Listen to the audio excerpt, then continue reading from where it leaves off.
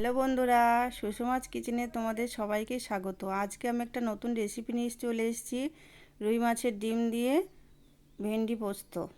তো চলো রেসিপিটি শুরু করা যাক।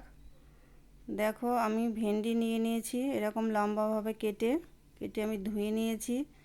এবার নিয়েছি একটা পেঁয়াজ কুচি নিয়েছি, আর দুটো কাঁচা লঙ্কা নিয়েছি, আর মাছের ডিম নিয়েছি।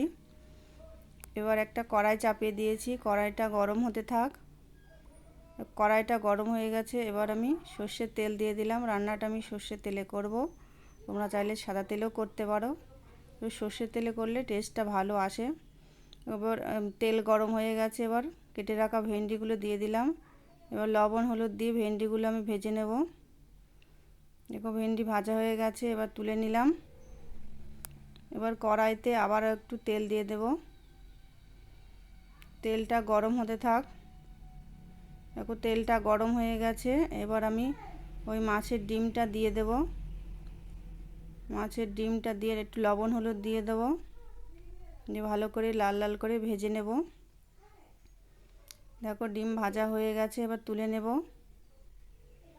ডিম তুলে নিয়েছি, এবার কড়াইতে আবার একটু সর্ষের তেল দিয়ে দেব। এবার তেলটা গরম হতে থাক। তেলটা গরম হয়ে গেছে, এবার ওই কোচানো পেঁয়াজ আর দুটো কাঁচা লঙ্কা দিয়ে দেব। দিয়ে পেঁয়াজটাকে ভালো করে ভেজে নিতে হবে লাল লাল করে। দেখো পেঁয়াজটা ভাজা হয়ে গেছে, এবার ওর ভিতরেই ওই ভেজে রাখা ভেন্ডিগুলো দিয়ে দেব।